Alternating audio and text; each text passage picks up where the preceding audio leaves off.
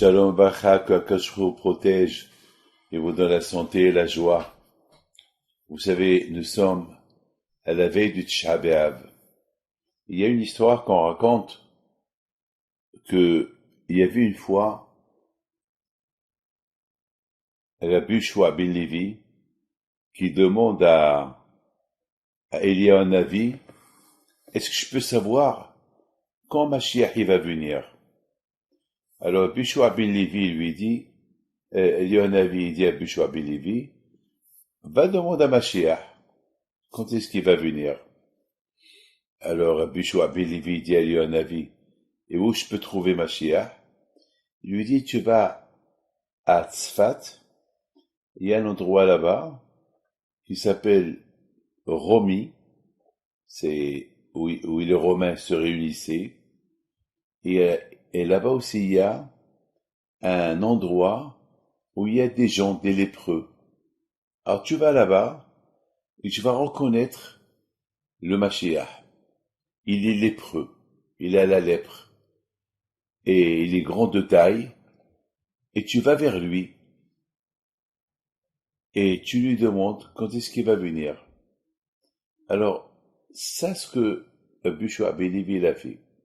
Il est parti à Tzfat, il va là où il y a les lépreux, il regarde les lépreux, il voit un monsieur, grand de taille, beau, qu'il a la lèpre.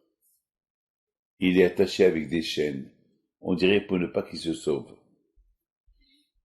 Rabbi Shua ben Levi va vers lui, il lui dit, Mataika Timor, quand est-ce que tu vas venir nous libérer? Alors il lui dit, Hayom, aujourd'hui je vais venir vous libérer. Alors Rabbi Shua ben Levi était content. Il retourne chez lui, il se prépare pour recevoir Mashiach. Et le jour, il se termine, et Mashiach n'est pas venu. Et le lendemain n'est pas venu. Et toute la semaine n'est pas venu. Alors Rabbi Shua ben Levi, il rencontre Eliyahu Navi. Eliyahu Navi lui dit, alors, t'as vu Mashiach? Tu lui as demandé ta question? Il lui dit, oui, je lui ai posé la question. Je l'ai trouvé dans un endroit où il y a des lépreux. Et malheureusement, il m'a dit, il va venir aujourd'hui, mais ça fait déjà une semaine, il n'est pas venu. Alors, Eliyahu Navi, il lui dit, c'est vrai, Hayom, il t'a dit aujourd'hui, Hayom Ibekolo Tishmao, ça veut dire que Mashiach, il est prêt à venir chaque jour. Il n'y a pas de date de Mashiach. Il va venir dans 15 jours, dans 20 jours, dans un an, dans 2 ans, dans un mois, Hayom, aujourd'hui. Chaque jour, il peut venir. Sinon, on est prêt, et lui, il est prêt. Mes amis, il y a pas de date, il n'y a pas d'heure quand Mashiach va venir. Hayom, Hayom n'importe quel moment, Hayom n'importe quelle heure. Mes amis, on vit depuis presque 1500 ans, Hayom, on vit avec le jour en jour, aujourd'hui, peut-être aujourd'hui. C'est pas peut-être, je m'excuse, mais aujourd'hui, le potentiel de la venue de Mashiach, elle est n'importe quel moment. Et c'est ce qu'on dit toujours, on veut Mashiach maintenant. Maintenant. Il y a beaucoup des rabbins qui ont essayé à détecter la date exacte quand Mashiach va venir. Et malheureusement, avant la date que eux, ils ont prédit ou prévu, ces rabbins sont morts. Et Mashiach n'est pas venu. Personne ne connaît le secret de Mashiach. Le secret de Mashiach, c'est maintenant. Avec tout ce qui se passe aujourd'hui dans le monde, une petite étincelle elle peut allumer le monde entier pour que Mashiach y vienne. Ça, c'est une chose. Que le jour que le Beth Amikdash a été détruit, le premier Beth Amikdash, le jour que le premier temple a été détruit, Mashiach, il est né. Donc Mashiach, il est né le jour de la destruction de Beth Amikdash. Ça veut dire que déjà, le jour de la destruction de Beth Amikdash, la construction de Beth Amikdash avec la libération avec Mashiach était déjà prévue. Ça veut dire n'importe quel moment. Le Beth Amikdash, il peut descendre du ciel. N'importe quel moment, il peut avoir un miracle. Je vous dis quelque chose.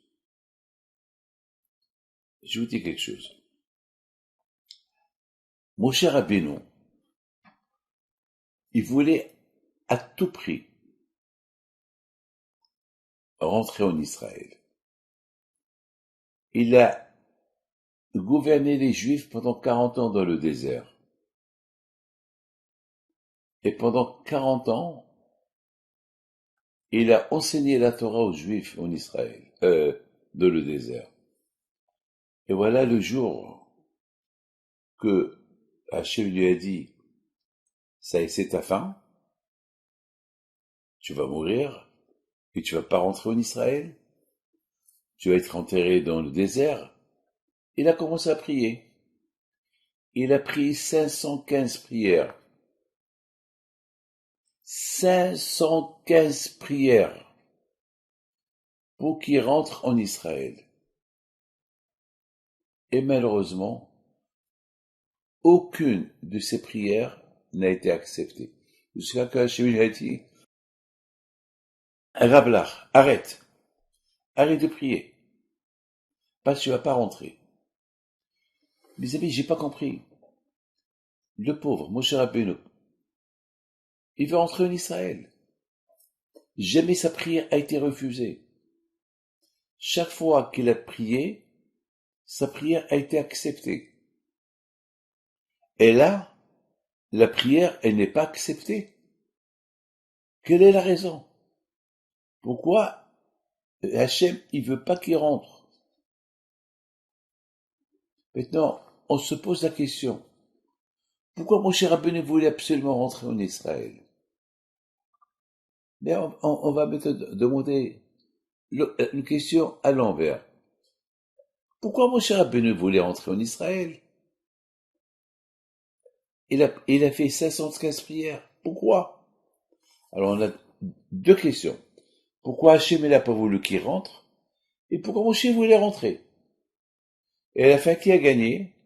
Eh ben, c'est le bon Dieu. C'est lui qui a gagné. Moshe ne peut pas rentrer en Israël. Vous savez, mes amis, qu'est-ce que nos sages disent?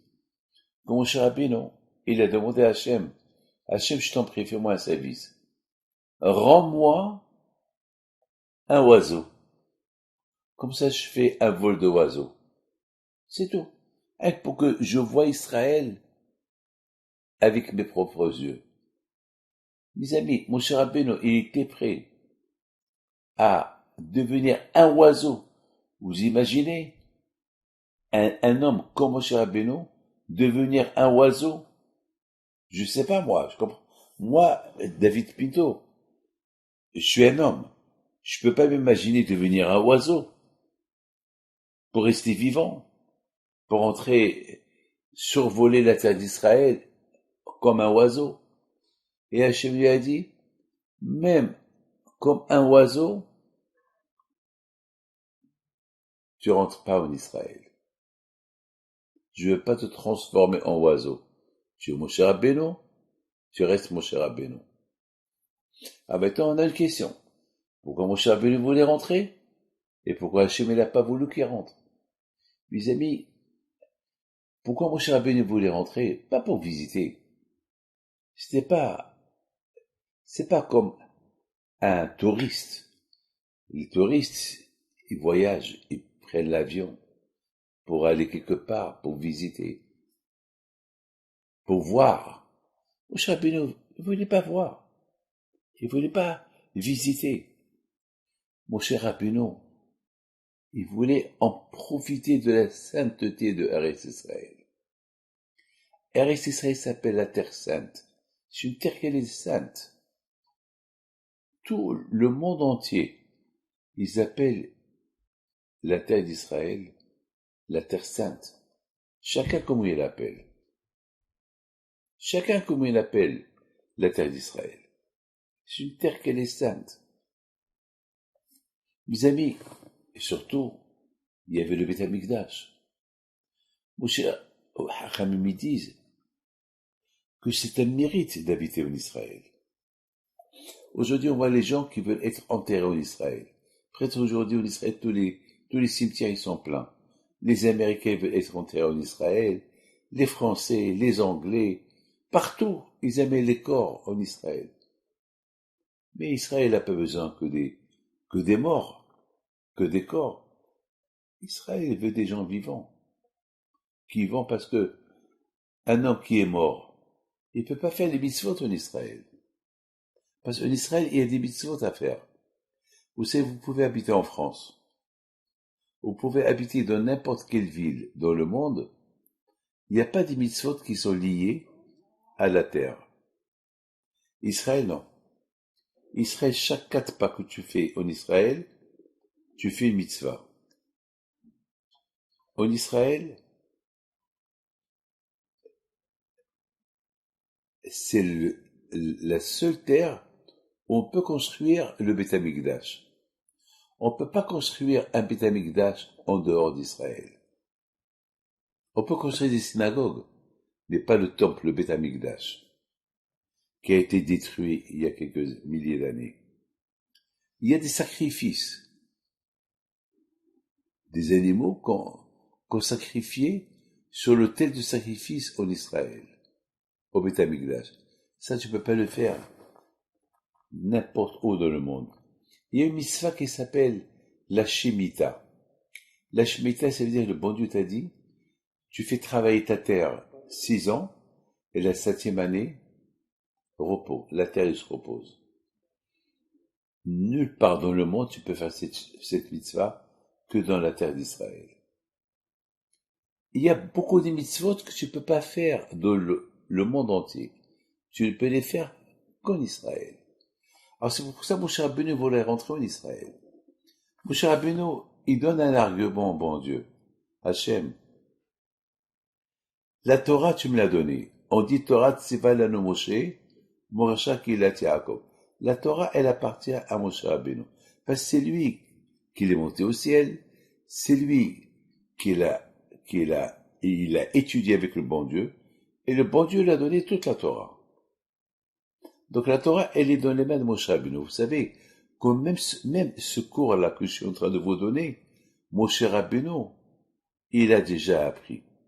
Et ce que je suis en train de vous dire, c'est Moshe Rabbeinu qui me l'a mis dans ma tête pour que je vous le dise. Donc mes amis, Moshe Rabbeinu, il est le maître de toute la Torah. Parce que la Torah, elle n'est pas dans le ciel. La Torah, elle est là. Moshe Rabbeinu est monté dans le ciel, il a ramené toute la Torah. Il n'y a plus de Torah dans le ciel. La Torah, elle se trouve là. Et c'est le monde de l'action. Après 120 ans, là-haut, il n'y a rien à faire. Là-haut, il n'y a pas de Torah, il y a pas de mitzvot à faire. Il n'y a pas de kasher à manger. Il n'y a pas de respecter Nida. Il n'y a pas de femme. Il n'y a pas d'argent. Il n'y a pas de diamants. Il n'y a pas de bijoux. Il n'y a pas de vacances. Il y a rien. Il y a rien. Il n'y a pas de plaisirs matériels. Il n'y a rien. Dans l'autre monde, il y a un autre plaisir qu'on ne connaît pas. Il y a des plaisirs qu'on connaît. Il y a des plaisirs qu'on ne connaît pas. Prenez un aveugle. Un homme qui est aveugle. Le pauvre, tous les plaisirs qu'il peut avoir avec ses yeux, il les a pas. Il les a pas. Tous les plaisirs qu'il peut avoir avec son corps, le corps, il n'en profite pas. Parce qu'il voit pas. Mes amis, un pauvre, il, il est privé de tous les plaisirs du monde. Parce qu'il est pauvre. Il n'a pas d'argent. Il n'a pas d'argent. Ce monde-là, c'est le monde des plaisirs. Pour celui qui a les moyens. Alors, qu'est-ce qu'il y a là-haut? Là-haut, les plaisirs de là-haut, on ne connaît pas. Personne ne peut savoir. Mais je vous dis une chose. Les plaisirs de là-haut, on peut les sentir ici, lorsqu'on fait les mitzvot. On a une satisfaction. Le Shabbat, c'est un peu du plaisir de là-haut. Le Shabbat.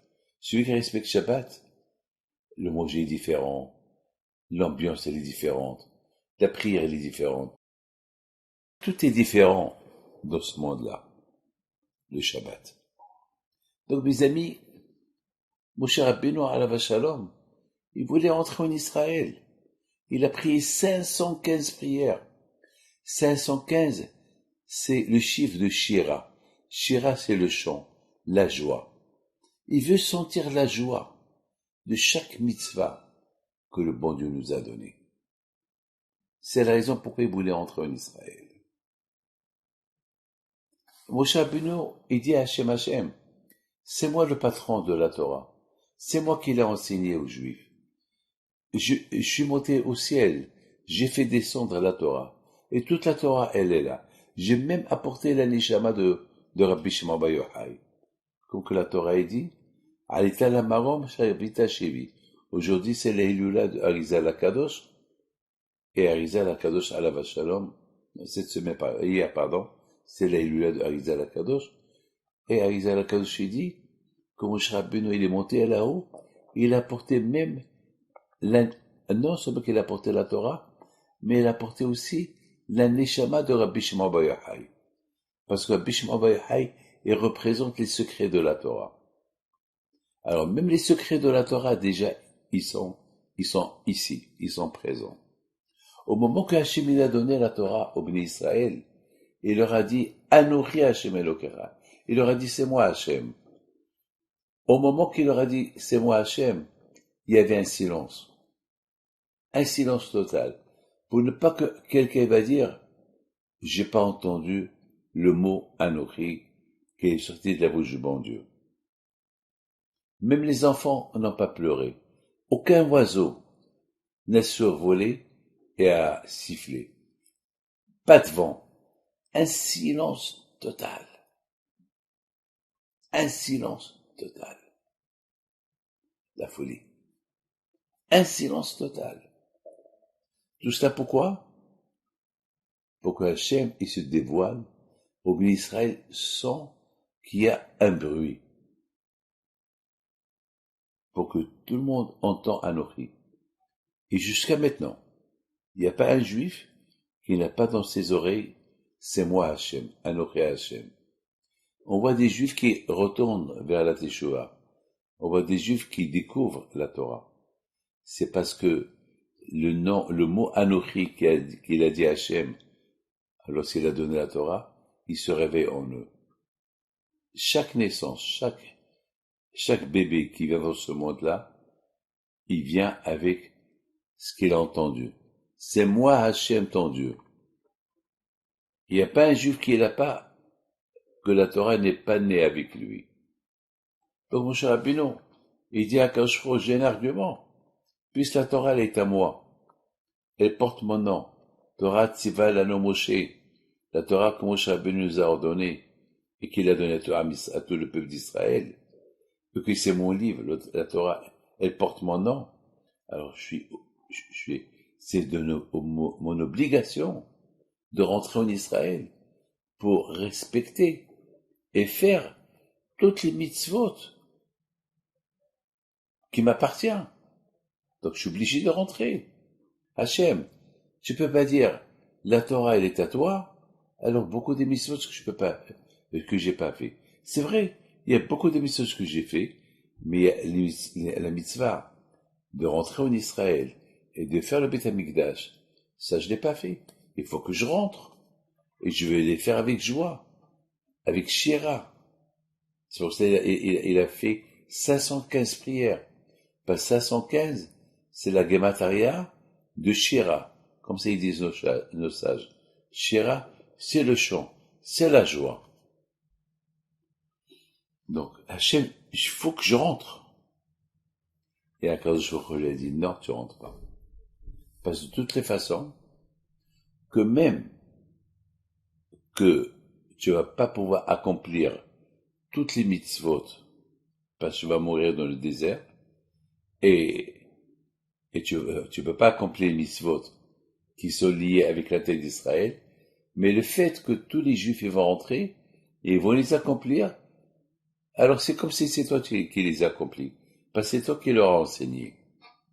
Aïe, aïe, aïe.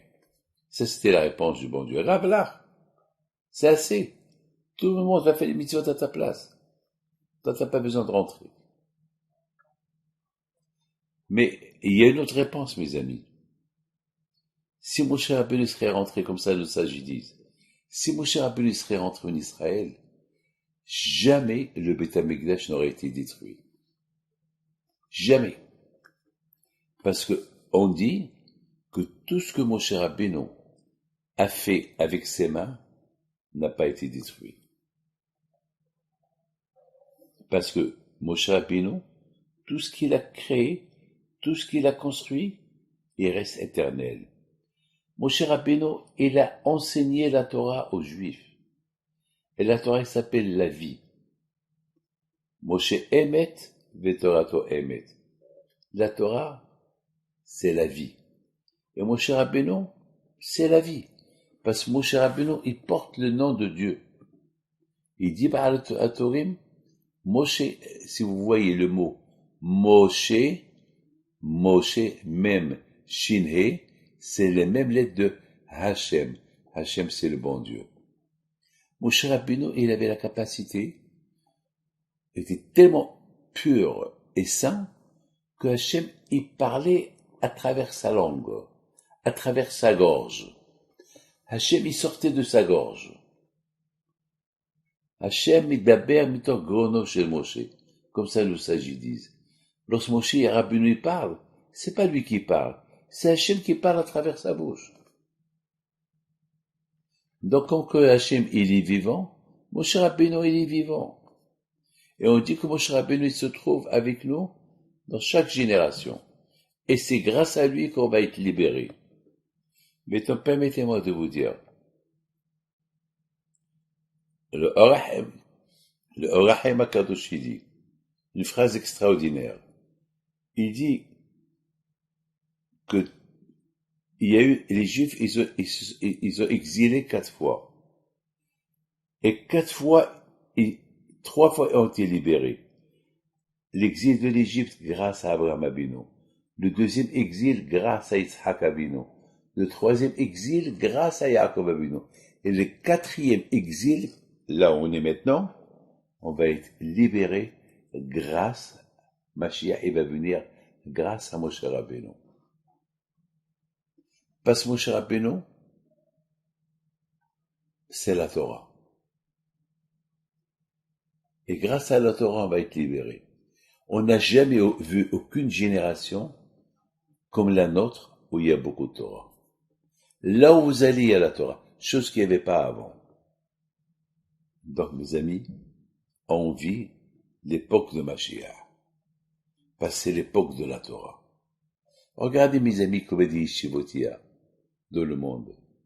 Là où vous allez, ça n'existe pas. Il y a eu aucune génération où il y a eu des centres d'études de Torah, ou des gens qui étudiaient la Torah, comme la nôtre. Hier soir, j'ai reçu, vous savez, je me trouve à Deal. À Deal, il y a une grande communauté syrienne qui vient passer des vacances à Deal, à New Jersey. Ils habitent tous à Brooklyn, mais ils viennent passer les vacances ici à Deal. Je vous donne la parole d'honneur. Les synagogues, il y a presque 3-4 000 personnes dans chaque synagogue. Il y a presque 10 minyanim. Il y a des cours de Torah non-stop. Des gens milliardaires que leurs enfants ils sont à la yeshiva.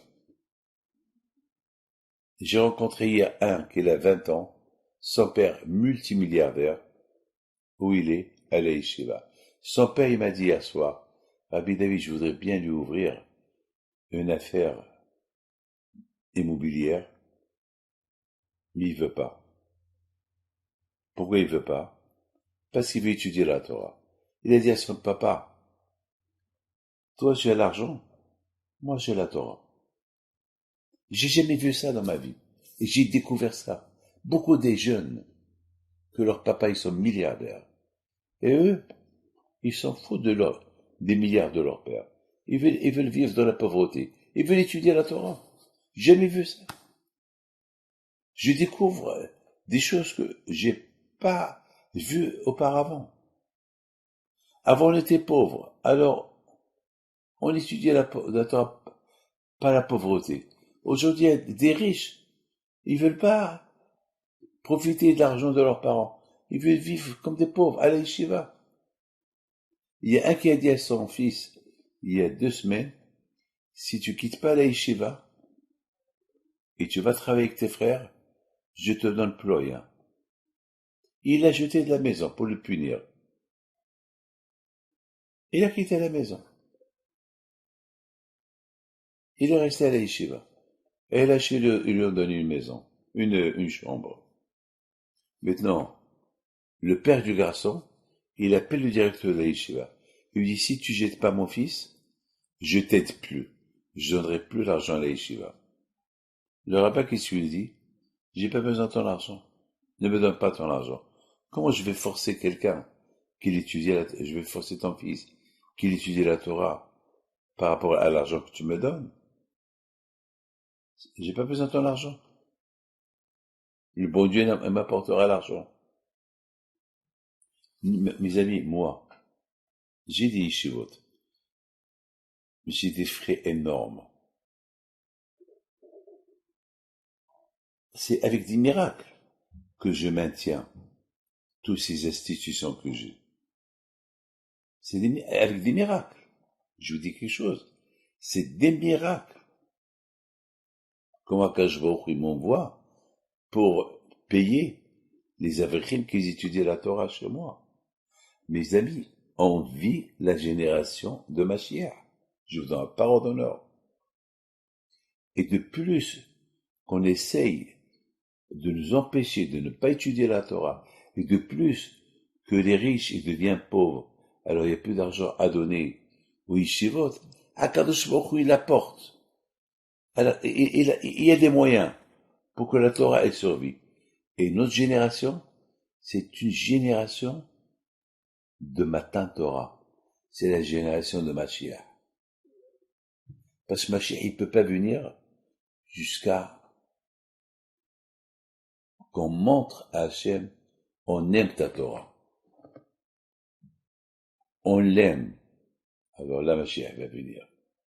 Hayom et Bekolo Tishpa'u. Aujourd'hui, si vous écoutez la voix d'Hachem, on n'a jamais vu une génération comme la nôtre, qui font la cache-route. Il y a quelqu'un que j'ai rencontré cette semaine en Amérique. Il fabrique, il a un laboratoire.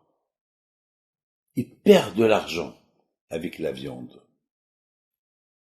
Parce que ça leur revient cher, la fabrication. Et les shuhatim et tout. Mais qu'est-ce qu'il m'a dit? Il m'a dit, je veux que la viande, elle soit moins chère pour que les gens, ils puissent manger le kasher. Je fais la compétition avec le non kasher. Parce que la viande non kasher, elle est pas chère. Parce qu'ils n'ont pas de frais à faire. Il n'y a pas de shuhatim, il n'y a pas de kashérisation de la viande. La viande kasher, elle est chère parce qu'il y a beaucoup, beaucoup de frais dans la viande kasher. Et ce monsieur-là, il vend la viande kasher presque au même prix de la viande non kasher. Pourquoi? Pour que les juifs puissent manger de la viande kasher. On a vu ça. Mes amis, on est l'époque de Mashiach. C'est la raison pourquoi Moshe Rabbeinu alav shalom, s'il serait rentré en Israël, alors là, il y aura jamais le Beth Amikdash va être détruit. Parce qu'il va y avoir beaucoup de Torah. Parce que Moshe Rabbeinu, il sera là. Mais le problème, il est que Moshe Rabbeinu va pas rester vivant tout le temps. Un jour, il va mourir. Peut-être qu'ils vont l'enterrer à côté de Me'arat Marpella. Mais après, c'est lui qui va construire. Après, une fois qu'il a construit le Beth Amikdash, une fois qu'il a éliminé Amalek, il va y avoir des Juifs qui vont faire des fautes. Alors qu'est-ce qu'il va faire Hachem? Il va punir les Juifs. Il va punir les Juifs. Alors Hachem, il a trouvé une excuse. Hachem, il sait que de toutes les façons, le temple, le premier temple va être détruit, le deuxième temple va être détruit, et les Juifs vont partir en exil. Mais il y aura Moshe Rabbeinu avec eux. Il n'y a pas une génération au Moshe Rabbeinu. Parce que la Torah, c'est Moshe Rabbeinu. La Torah qu'on étudie, elle représente Moshe Rabbeinu. Et si on étudie la Torah, Moshe Rabbeinu, il est à côté de nous. Donc, de toute façon, Moshe Rabbeinu, il est toujours présent. Mes amis,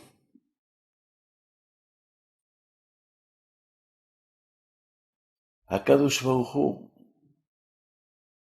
il avait peur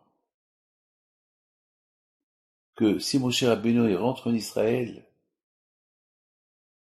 jamais le Beth Amikdash va être détruit. Et si le Beth Amikdash va pas être détruit, donc c'est les Juifs qui vont souffrir. Alors Hachem il a fait que le Beth Amikdash il va être détruit.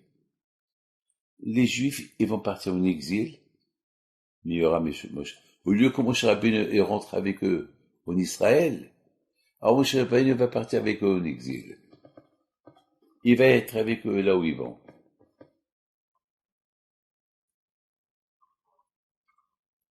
Mes amis, la Torah elle dit, Elle est Devarim. Voici les paroles que Moshe Rabbeinu il a enseignées au béni Israël. Il leur a dit, mes amis, moi je peux pas rentrer avec vous. Mais grâce à ces paroles-là, comme si j'étais avec vous. Elle est Devarim Hachid Diber Moshe. Voici les paroles que Moshe a dit. Moshe, c'est le nom de Hachem. Moshe, les mêmes lettres de Hachem. Comme si c'est Hachem qui dit au béni Israël, voici les paroles que vous allez faire. En faisant ces paroles, vous êtes sauvés. Pourquoi malheureusement les béni Israël ont été malheureusement,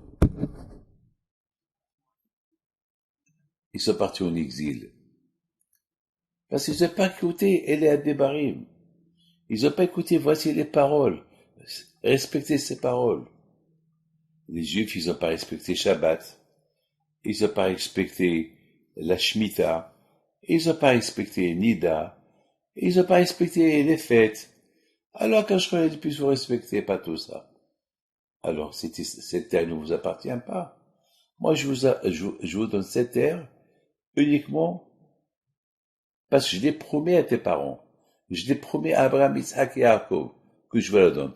Alors voilà, moi, je respecte ma promesse.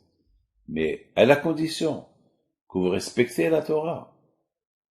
Mais si vous respectez pas la Torah, alors vous allez être jetés d'Israël jusqu'au moment que vous allez retourner, vous allez reconstruire, mais avec la Torah.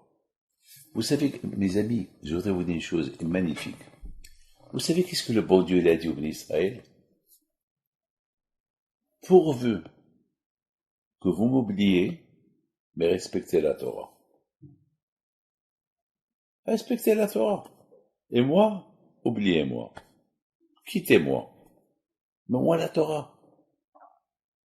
Parce qu'Hachem, il sait que si les Juifs respectent la Torah, ils vont retourner vers Hachem. Mes amis, à notre époque, Béméta, je vous donne la parole d'honneur. Je vois le retour des Juifs vers le bon Dieu. C'est inimaginable. Ce grand retour qu'ils font. Ça fait 40 ans que je vis à New York. Ça fait 40 ans que je vis avec les communautés d'Amérique. Il y a 40 ans maintenant, c'est presque 200 kilomètres à l'heure. C'est presque inimaginable. Bien, je vous raconte une histoire qui nous a raconté Harry Hajmi. Ce vendredi soir, il nous a raconté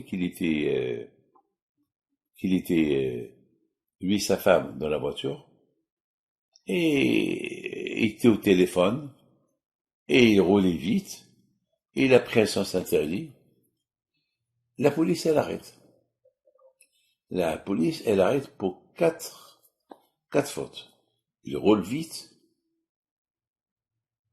et il roule vite, le téléphone à la main, il a tourné une rue qu'il n'a pas le droit, et en plus, il y avait quatre fautes qu'il a fait.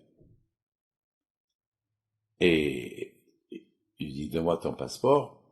Et ce monsieur, il avait une Rolls-Royce. Ah ben c'est la police, elle voit la belle voiture, elle voit le juif avec lui qui passe sur la tête. Alors bien sûr, avec toutes les fautes qu'elle a fait, c'est lui retirer le permis, c'est lui prendre la voiture, et je sais pas quoi, qu'est-ce qu'il peut lui faire. Peut-être, je sais pas quoi. Il y avait 2, 3 policiers, 3 géants américains. Ce monsieur-là, il a dit à Hachem, je viens de ramasser de l'argent pour les pauvres. Hachem, je fais tout pour toi. Presque toute la semaine, je suis pas avec ma femme. Je m'occupe 99 de mon temps, je m'occupe que pour aider les autres. Je voudrais, pour le Shlom Bayit, se promener avec ma femme. Et même le téléphone, j'étais en train de parler avec quelqu'un pour aider quelqu'un. Hachem, tout ce que tu fais, je l'accepte. Aide-moi. Entre-temps, le policier est parti avec les papiers. Ah, pardon, il n'avait pas de papier. Il avait que le papier de sa femme.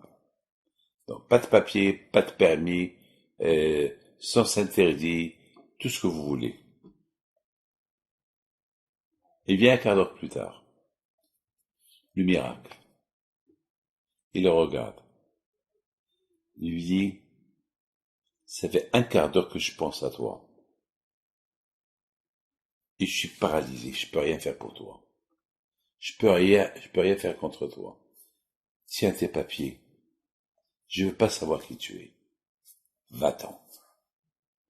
Ne me dites pas qu'il n'y a pas Hachem. Hein?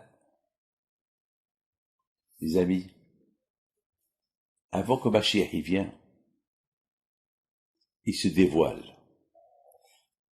On voit des miracles qui arrivent. Aujourd'hui, on voit le monde entier qui est contre nous. On n'est pas aimé. En Amérique, on me voit plus comme on me voyait avant. Aujourd'hui, je passe, on me regarde avec une tête comme si j'ai tué quelqu'un. On n'est pas aimé. C'est plus le New York que vous connaissez. C'est plus l'Amérique qu'on a connue. Dans le monde entier, c'est comme ça. Je sais pas pourquoi. On attend Mashiach. Et on veut Mashiach maintenant. Et on a la Emouna. Anima Amin. Parce que il y a un lien entre Beth Amikdash et Mashiach. Le Beth Amikdash a été détruit, Mashiach il est né. On dit que le jour que Rabbi Haim ben Attar, le Or HaChaim HaKadosh, il est mort, Rabbi Haim Pito il est né. Avant qu'une lumière s'éteint, il y a une lumière qui s'allume. Le Beth Amikdash il s'est éteint, Mashiach il est né. Il est né. Et maintenant, on arrive vers ce qu'on appelle Ikifta di Mashiach. On est à la pointe. On est au moment. C'est vrai, c'est un moment qu'on le voit interminé. On le voit sans fin. Mais c'est pas vrai. On est vers la fin. Regardez avec le monde comment il est. Une étincelle peut faire beaucoup. Jusqu'à qu'on croit, ça y est, Mashiach, il va venir, il y a des choses qui arrivent, et l'espoir, il s'éteint. Une chose, il est, pour l'espoir de Mashiach ne s'éteint pas, Hayom, aujourd'hui, avec l'Emouna, avec la foi que nous avons dans la Torah, dans Mashiach. Je t'aime, mes amis, je raconte une belle histoire, très belle histoire. Pour moi, elle est belle cette histoire. Il y avait quelqu'un qui m'a raconté toute sa vie. Et bébé, il y avait de quoi pleurer. Et le pauvre, il me dit, comment le bon Dieu va m'aider? Je ne vois pas comment il peut m'aider. Je lui ai raconté l'histoire de Harizal Akadosh. Que ça ait lieu là, c'était avant-hier. Hier, pardon. Harizal Akadosh recevait la visite d'une femme qu'elle n'avait pas d'enfant. Et chaque jour, elle vient pour une bracha. Et Harizal Akadosh lui dit, mais c'est pas possible. Mashiach ne peut pas t'aider. Et Hachem ne peut pas t'aider. Et tous les tzadikim ne peuvent pas t'aider. Parce que tu n'as pas de matrice. Alors elle lui dit, et pourquoi Abraham Abinu, Sarah Imeno, Rivka Imeno, Hannah Nevea, et Rachel, et Léa, et Rivka, eux aussi ils n'avaient pas de matrice. Et le bon Dieu leur a donné un enfant. Alors Arizal lui dit, quoi, tu veux te comparaître à eux? Eux, ils n'avaient pas des enfants. Le bon Dieu leur a donné des enfants. C'est parce que c'est eux. Mais toi, c'est toi. Elle lui dit, mais moi, je suis sa petite fille. Moi, je suis la petite fille de Sarah Imeno. Je suis la petite fille de Rachel. Alors, comme que Hachem leur a donné à eux, moi aussi, il me donne. Arizal Akadosh la regarde. Il lui dit, eh ben, ma fille, t'as gagné. Le bon Dieu va te donner un enfant. Et tu m'invites, je serai le sandak. Les amis, un an plus tard, elle a un enfant. Et Arizal Akadosh était le sandak. Alors, les élèves de Harizal lui posent une question. Mais comment le bon Dieu lui a donné un enfant? Mais elle n'avait pas de matrice. Et Harizal y répond. Cette femme, elle avait tellement l'émouna en Dieu. Avec sa émouna, elle a créé une matrice et le bébé était à l'intérieur de la émouna. Dans la émouna, la matrice, c'est rien du tout. C'est la émouna. La émouna, elle a remplacé la matrice. Le bon Dieu lui a donné un bébé. La émouna. Il y avait le mondial cette semaine. Tout le monde priait pour l'Argentine pour qu'elle gagne. Il y a ceux qui prient pour l'Espagne pour qu'elle gagne. Et qui a gagné, c'est l'Espagne. Alors il y a des gens qui m'ont appelé, mais on a gagné, on a donné de l'argent, on a fait des dons pour que l'Argentine elle gagne, pourquoi elle n'a pas gagné? Alors je leur ai dit, Hachem c'est lui qui donne le kavod. Le kavod, il n'est pas gratuit. Le kavod c'est l'honneur. L'honneur et l'argent, il vient d'Hachem. Celui qui a gagné le mondial, c'est les honneurs. Peut-être le bon Dieu, il a payé. L'Espagne, pour une mitzvah qu'ils ont fait. Alors, il leur a donné cet honneur-là. Nous, on ne sait pas. Peut-être il mérite cet honneur. Non, on ne sait pas pourquoi. C'est avec Hachem qui sait. Non, on ne sait pas. Parce que Hachem, il donne l'honneur à quelqu'un. Hachem, il sait pourquoi il lui a donné. Pourquoi Hachem il donne?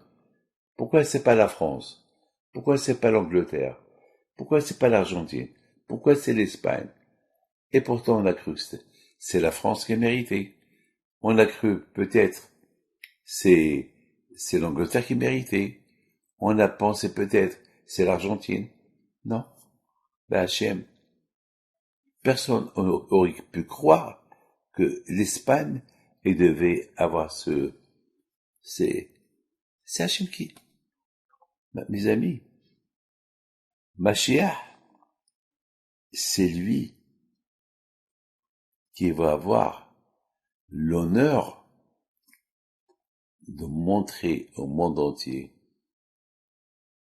C'est lui qui va porter le trophée. Un trophée du monde entier. Je vais vous montrer un petit film des Juifs de le mondial dimanche. Ils chantaient Hachem Eler. Je voyais des milliers, centaines de milliers. Et ce groupe-là de Juifs, ils chantaient Hachem Eler, Hachem Malach. Et j'avais de la peine. J'ai dit, si c'est tous ces gens qui sont là, ils auraient chanté pour Hachem. Mashiach, il serait venu. Mais tous ils chantaient pour l'Argentine, pour qu'elle gagne. Et à la fin, il leur a dit Hachem, vous avez chanté pour l'Argentine? Eh ben, c'est l'Espagne qui va gagner. Parce que c'est Hachem seul qui décide, qui va gagner. C'est Hachem seul qui décide. Quand Mashiach, il va venir. Mais il viendra. Que le bon Dieu vous protège, que vous donne la santé. N'oubliez pas que mercredi soir, c'est le jeûne de Tisha B'Av. Et Tisha B'Av, c'est jeudi. Si Dieu veut, je vais lancer un cours jeudi, si Dieu veut, pour que celui qui veut le voir, il le voit. Qui va parler sur Tisha B'Av. Que Dieu vous protège, Amikel Ratson. Hashem Imlo, Leolam Baed, Hashem Melech, Hashem Malach, Hashem Imlo, Leolam Baed, Hashem Melech, Hashem Malach, Hashem Imlo, Leolam Baed.